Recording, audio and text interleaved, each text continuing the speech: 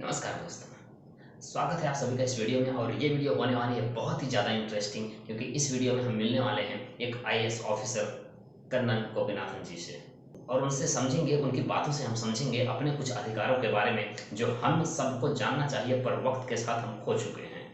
आज के इस समय में जब हमको अपने आसपास एक गुलामी का या फिर एक तानाशाही का कहें कि माहौल जैसा दिखने लग रहा है, तो हमें ये जानना और समझना बहुत ज़रूरी हो जाता है। और साथ ही साथ हम इनसे ये भी समझेंगे कुछ एनआरसी एंड सीए के जो नए रूल्स हैं ये एक्चुअली में क्या हैं और हमको किस तरह से ये बेवकूफ़ बनाकर दिखाए जा रहे हैं। और मैं आपको इनकी स्पीच सुनाऊं उससे पहले इनके बारे में थोड़ा सा जान लेते हैं। एक कर्नल गोपीनाथन एक आईएएस ऑफिसर है जो प्रधानमंत्री मोदी के साथ काम कर चुके हैं। और एक टाइम था जब ये किसी दूसरी एरिया में किसी अपने पोस्ट पर थे और काम कर रहे थे। उस समय जिस समय कश्मीर से 370 को हटाया गया, और 370 को हटाने के बाद वहाँ के लोगों के ऊपर जो अत्याचार हुए वो इनसे देखा नहीं गया। और ये चाहते थे कि मैं कानून के अंदर रह कर के सिस्टम को सुधारने की कोशिश करूं, पर इनका कहना था कि ये मुमकिन नहीं है, मुझे नाउम्मीद लगती है, ये पॉसिबल नहीं है। इन्होंने ये सोच कर ही सिस्टम में कदम रखा था कि मैं जो दबे हुए लोग हैं उनकी आवाज़ बनूंगा। पर आईएएस ऑफिसर की एक मजबूरी होती है कि वो जो गवर्नमेंट के लॉस होते हैं उनके खिलाफ जाकर ये बोल नहीं सकते। इनको जो आदेश मिला है वो आदेश के खिलाफ नहीं जा सकते, इनको उसका पालन करना ही पड़ता है। तो इन्होंने सोचा कि भले मुझे अपने पद से रिजाइन क्यों ना करना पड़े, और मैं इनकी आवाज़ जरूर बनूंगा, मैं इनके लिए बोलूंगा जरूर। तो इन्होंने अपने पद से आईएएस होते हुए रिजाइन दे दिया। और ऐसे बहुत कम लोग होते हैं जो आईएएस बनने के बाद रिजाइन करते हैं। तो चलिए सुनते हैं इनको। आप अपने आप को प्रजा मानते हैं कि नागरिक? जवाब देना होगा। नागरिक या प्रजा, इसमें अंतर समझते हैं?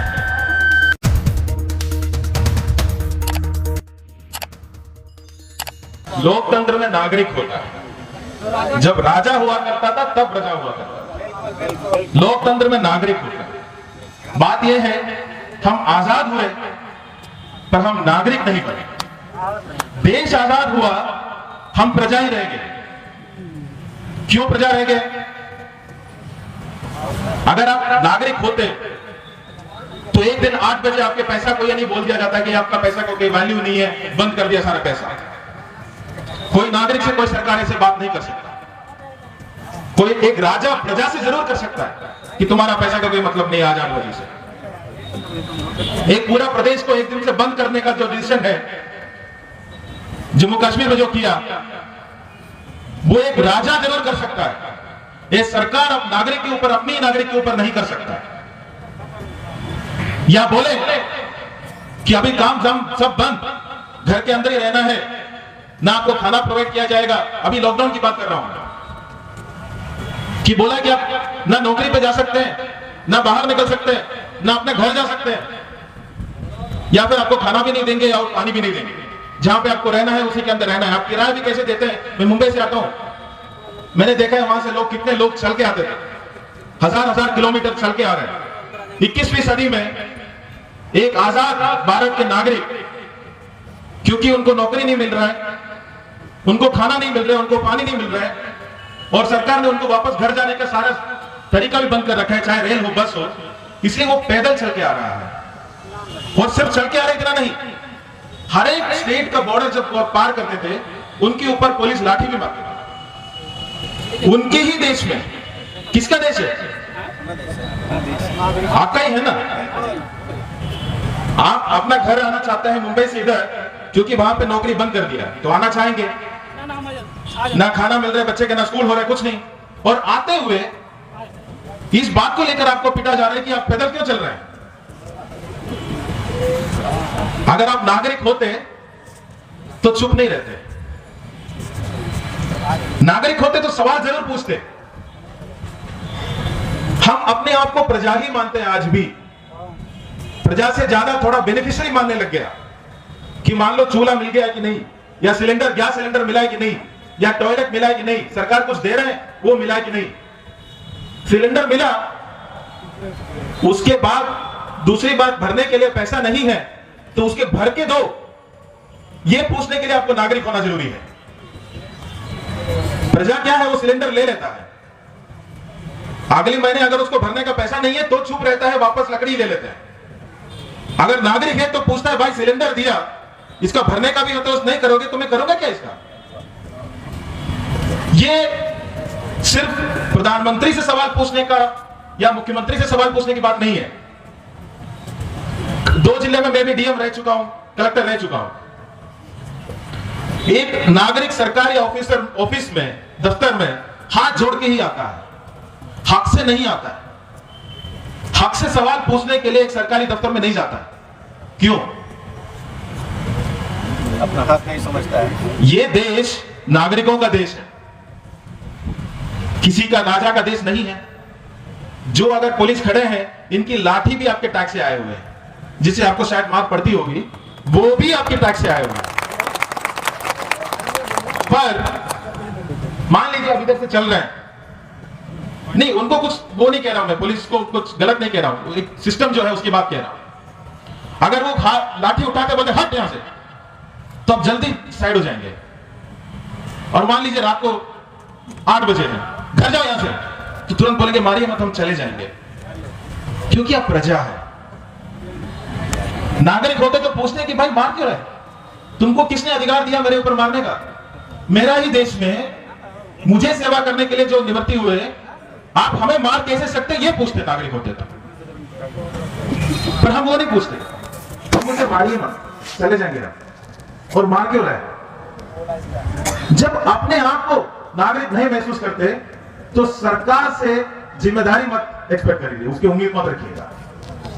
जब खुद से नागरिक होने का उम्मीद नहीं है आपको, तो सरकार से जिम्मेदार होने का उम्मीद भी मत रखिए। वो भी राजा की तरह ही बिहेव करेंगे जब तक आप प्रजा की तरह बिहेव करते रहेंगे। क्योंकि आसान है प्रजा बनना, नागरिक बनना बहुत मुश्किल है। चीजों को समझना होगा, सवाल उठाना होगा, फिर लड़ना पड़ेगा, हो सकता है सड़क पे उतरना पड़े, मुश्किल है। नागरिक बनना बहुत मुश्किल काम है, प्रजा बनना तो बहुत आसान है। मिल गया तो मिल गया, नहीं मिला तो नहीं मिला, 4 बार गाली दे दिया, कुछ खोज लिया, अरे सारे चोर है, सारे वैसे ही है, खत्म।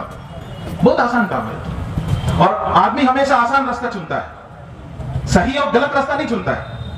ये सोचता भी नहीं कि सही क्या है गलत क्या है, आदमी सोचता है आसान क्या है, और आसान क्या है उसको चुन लेता है।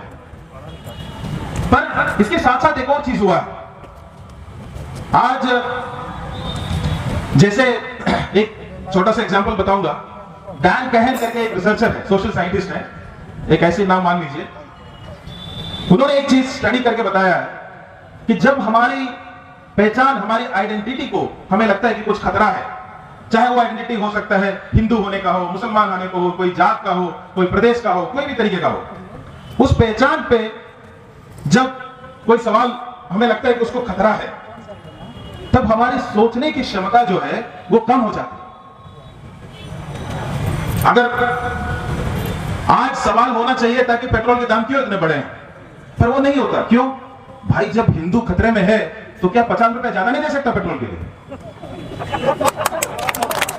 ये वो इसलिए नहीं है कि हिंदू खतरे में है, इसलिए वो नहीं है। ये दिमाग में आ जाता है कि पहचान, हमारे अस्तित्व खतरे में है, तो थोड़ा बहुत नुकसान तो सह लेंगे ना, चाहे पेट्रोल का हो चाहे डीजल का हो, कोई बात नहीं, तो लाठी भी मार लो चलेगा, धर्म बचना चाहिए। अब वो खतरे है, वो ज्यादा इंपॉर्टेंट है। और ये एस्टैब्लिश्ड है कि जब हमें ऐसे लगता है हमारी कोई आइडेंटिटी खतरे में है, तो हमारे सोचने का क्षमता वो नीचे हो जाता है। और ये सरकार ने तो बहुत ही अच्छे से कर रखा है। पहले आके सभी को बोल देता है कि हिंदू खतरे में है, और सबको बोल देंगे यही सरकार बचा सकता है। और उसके बाद सरकार आ जाता है, और उसके बाद मान लो किसान सवाल उठा लेते हैं या एनआरसी के लोग उठा लेते हैं कुछ सवाल, तो तुरंत बोल देते हैं सरकार खतरे में है, और बोलेंगे सिर्फ हिंदू ही उसको बचा सकता है। पहले बोलेंगे कि हिंदू खतरे में है, सरकार बचा सकता है, फिर बोलेंगे आप सरकार खतरे में, हिंदू आओ बचाओ। भाई तुम खुद बचा नहीं सकते अपने आप को, तो हिंदू को कहां से बचा लोगे? ये प्रोसेस इसलिए डाला गया है इसके अंदर, दिमाग के अंदर, ताकि हम दूसरे मुद्दों पे, दूसरे कोई भी इश्यूज है उस पर बातें ना करें। हर छोटे छोटे शहर में जाके हम बात कर रहे थे कि क्यों एनपीआर, एनआरसी और सीएए इस देश के हर नागरिक के खिलाफ है। पहले हम जो है इस देश के नागरिक सरकार को चुनते थे, आज सरकार नागरिक को चुन रहे हैं। ये बदलाव जो सरकार ने लाया है, नागरिक जो सरकार को चुनते थे, आज सरकार कह रहे हैं कि हम नागरिक को चुनेंगे और हम तय करेंगे कि कौन नागरिक होगा और कौन नागरिक नहीं होगा। ये बदलाव, ये हिम्मत सरकार में कैसे आई, ये हमें समझना होगा।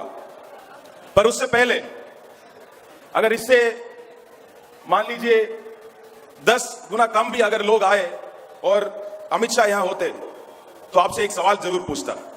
मैं वो सवाल पूछने वाला हूं। मैं इस देश के 130 करोड़ देशवासियों से पूछना चाहता हूं, घुसपैठियों को चुन चुन के बाहर निकालना चाहिए कि नहीं? हां या ना?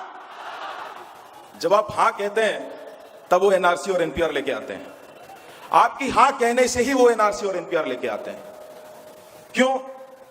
अगर आपको ड्राइविंग आता हो नहीं आता हो, पर गाड़ी चलाएंगे, पुलिस वाला आपको पकड़ेंगे, यह नहीं पूछता आपके पास कि आपको चलाना आता है कि नहीं आता है। आपसे क्या पूछता है?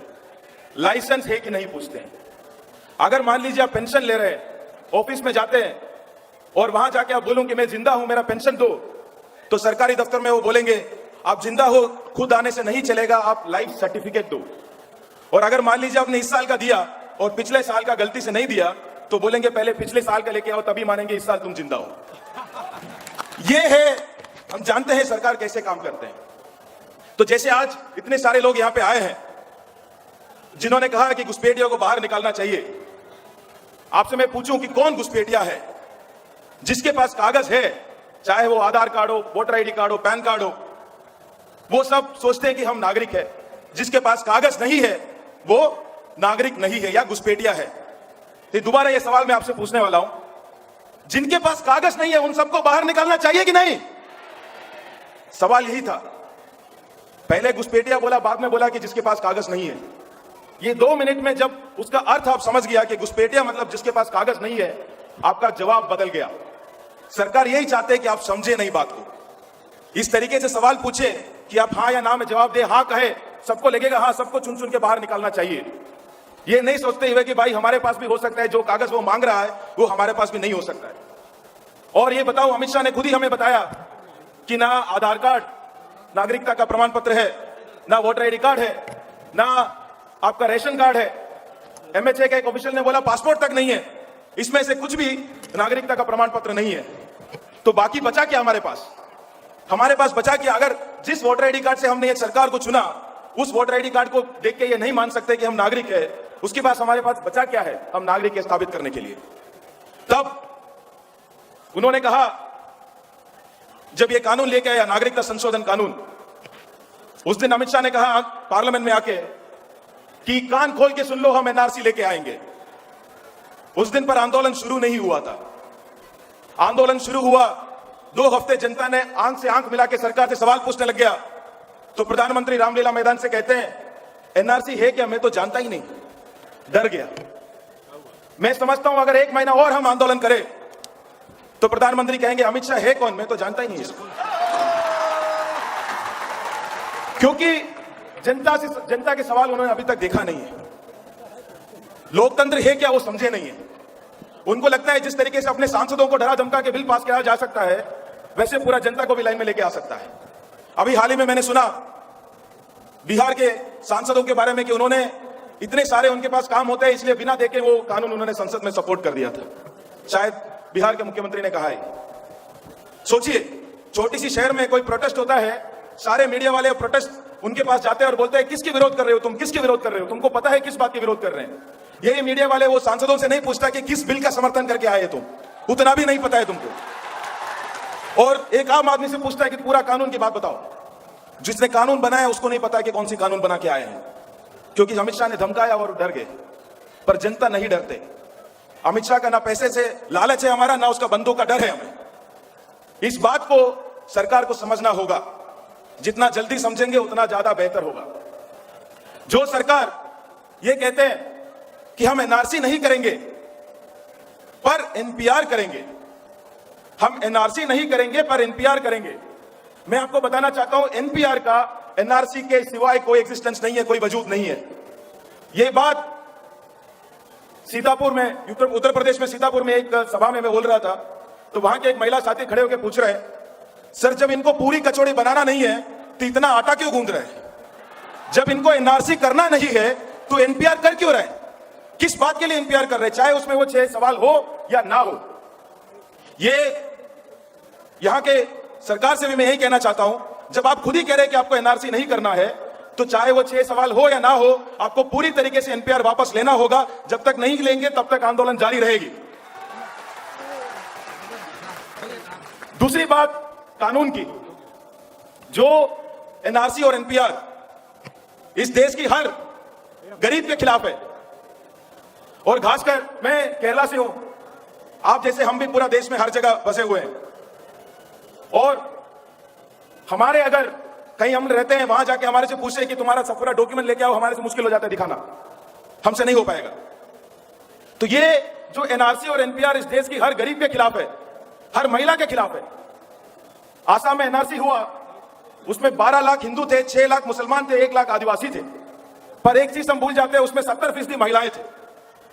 जब सबसे ज्यादा जो जिसके ऊपर इसका असर पड़ा है वो महिलाएं हैं, क्योंकि उन्हीं के पास कागज नहीं होते हैं। 18 साल से पहले कहीं शादी हो जाते हैं, उसके बाद पहले कागज बनते हैं अपने पति के नाम पे, अपने माँ बाप के नाम पे नहीं। वो नहीं साबित कर पाते कि हाँ हम इस घर से इस जगह से आए हैं। और इसी बात पे हुआ अभी आसाम में 15 कागज थे उनके पास, एक महिला के पास 15 कागज, उनके पास जमीन के डॉक्यूमेंट थे, बैंक के डॉक्यूमेंट थे, आधार कार्ड, वोटर आईडी कार्ड, हर चीज था। पर वो ये नहीं प्रूव कर पाया कि वो अपने माँ बाप की बेटी है, क्योंकि कागज जो भी था उनके हस्बैंड के नाम के था, अपने माँ बाप के नाम पे नहीं था। ये चीज हुआ है आसाम में। तो जो ये एनआरसी और एनपीआर इस देश की हर गरीब, हर महिला, हर आदिवासी, हर दलित के खिलाफ है, उसको ये सोचे किस तरीके से हिंदू मुसलमान बनाया जाए। और हिंदू मुसलमान बनाने के लिए बनाया जो कानून है वो है नागरिकता संशोधन कानून। तो जब हमें एनआरसी और एनपीआर के खिलाफ जब लड़ना है, ये भी सोच के लड़ना होगा कि हमें कानून के खिलाफ भी लड़ना है जो नागरिकता संशोधन कानून है। धर्म के आधार पर नागरिकता में पहली बार धर्म लेके आया गया है। वो कहते हैं ये तो नागरिकता देने वाला कानून है, कहते हैं कि नागरिकता देने वाला कानून है, पर धर्म के आधार पर देंगे। जब धर्म के आधार पर कुछ चीज देते हैं तो धर्म के आधार पर कुछ चीज छीन भी लेते हैं। अगर 10 लोग बैठे हैं और उसमें से धर्म के आधार पर मैं 5 लोगों को खाना दूं, तो वही बराबर है कि धर्म के आधार पर दूसरे 5 को ना दूं। और जब एनआरसी के साथ लेके इसको जोड़ा जाता है, जैसे आसाम में हुआ, 19 लाख लोग निकले लिस्ट से बाहर, जिसमें 12 लाख हिंदू है, 6 लाख मुसलमान है, 1 लाख आदिवासी है।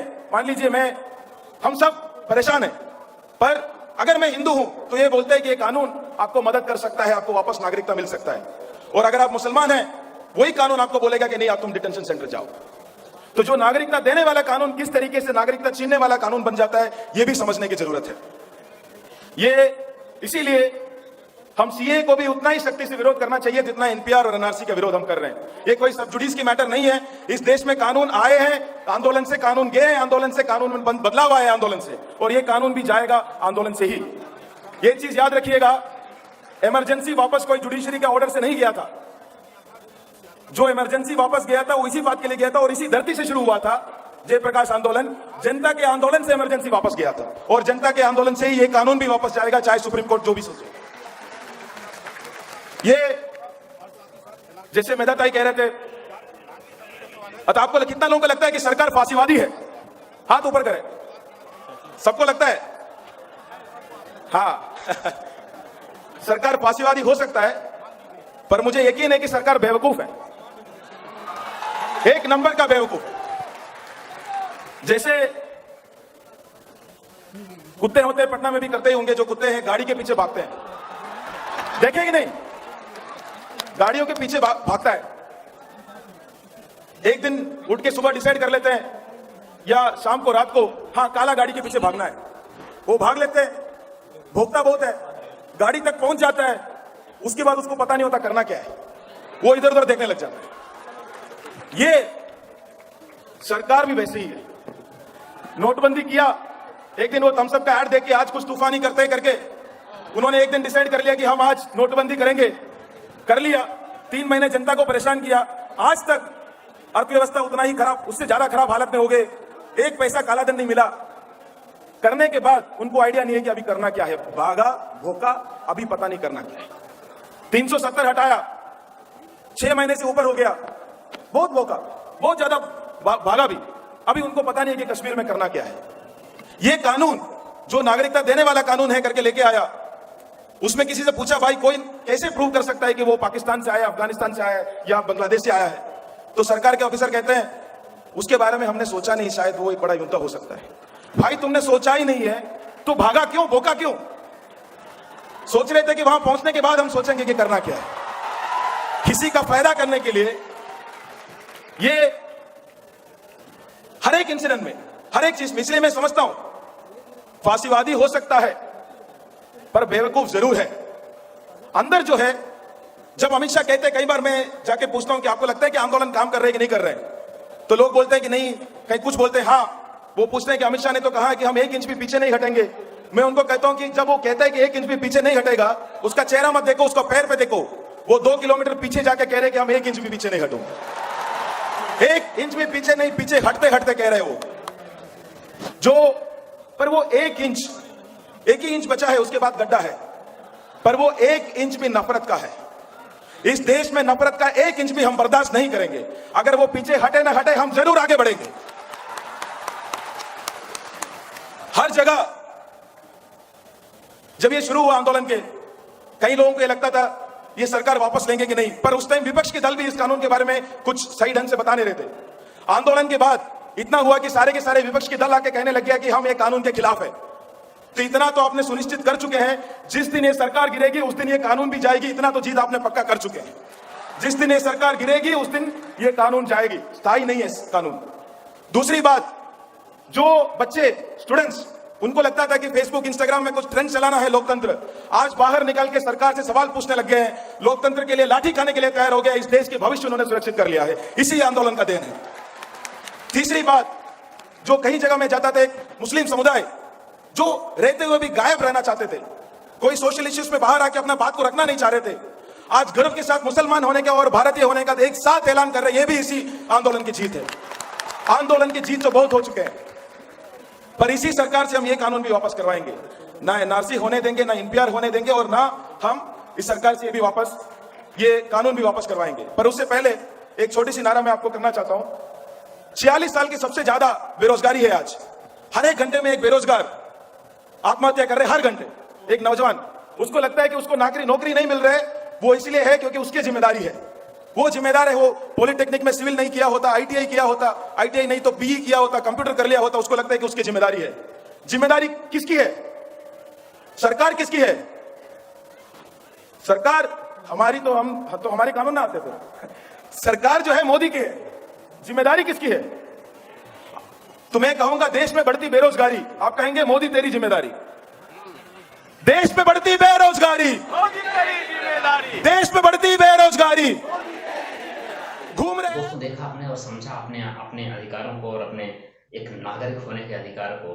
उम्मीद करता हूँ आपको वीडियो बहुत पसंद आई होगी, और प्लीज़ इस नॉलेज को जितना हो सके शेयर करें, लाइक करें और चैनल को सब्सक्राइब करें, क्योंकि आने वाली वीडियोस ऐसे ही बहुत ही इंटरेस्टिंग होने वाली हैं। क्योंकि उसमें अगर आपको ये नहीं समझ में आया तो मैं अगली वीडियो में यही बताने वाला हूँ कि ये जो मैं गुलामी की बातें कर रहा हूँ, ऐसा क्यों लग रहा है, ऐसा शक क्यों लग रहा है कि देश फिर से गुलाम हो सकता है, और क्या सच में हो सकता है, ये हम देखेंगे अगली वीडियो में। आप चैनल को सब्सक्राइब कर दीजिए। Thank you, bye bye and अपना ध्यान रखिए, क्योंकि कोरोना अभी खत्म नहीं हुआ।